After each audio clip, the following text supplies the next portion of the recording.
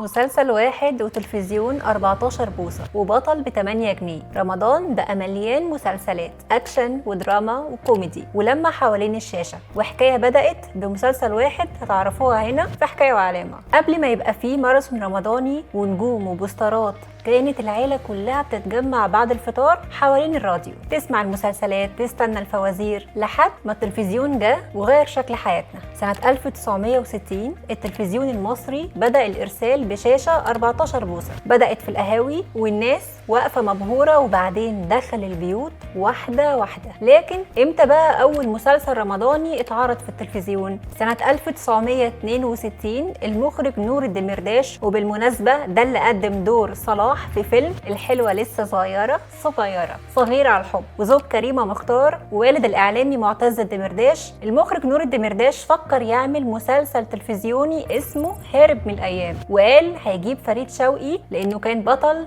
لنفس المسلسل، بس كان عبارة عن سهرة إذاعية في الإذاعة. وبالفعل راح فريد شوقي وعمل بروفات، لكن ما كملش لأنه مش متعود على الكاميرا اللي كانت بتصور المشهد كله مرة واحدة، وأي غلطة في آخر لقطة بتعيد من الأول. فريد شوقي اعتذر ورجع للسينما. نور الدمرداش كان جايب الفنان عبد الله غيث لدور صغير في المسلسل، واللي كان برضه عامل دور صغير في السهرة الإذاعية اللي كان بطلها فريد شوقي. لكن في لحظة ومن غير تفكير الدمرداش قرر يخلي عبد الله غيث بطل مسلسل هارب من الأيام. عبد الله غيث بعد ما اتخرج من معهد الفنون المسرحية قال أنا هدي لنفسي فرصة 10 سنين بعد التخرج، ولو ما نجحش في التمثيل هيرجع بلده تاني ويبقى عمدة زي والده. وقبل ال10 سنين ما يخلصوا جاله بطولة مسلسل هارب من الأيام. يعني لولا المسلسل كنا هنخسر الفنان. بس الحكاية ما انتهتش لحد هنا، المسلسل اتعرض لأزمة كانت كفاية انها تنهي التجربة. رقابة التمثيليات في التلفزيون رفضت انه يبقى 30 حلقة وقالت اعملوها تمثيلية سهرة. لكن المخرج نور الدمرداش كان عنده وجهة نظر تانية ومؤمن بالتجربة وفضل مصمم على رأيه.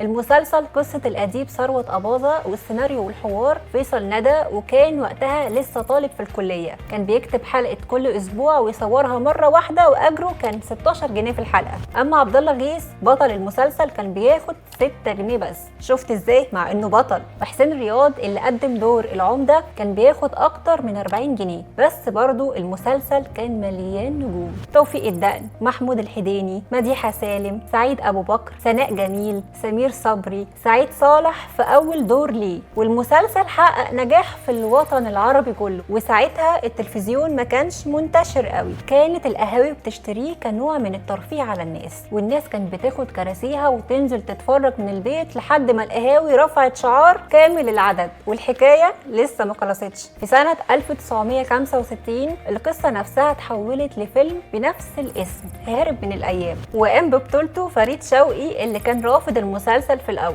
مسلسل واحد ساب علامة وجا بعده مسلسلات.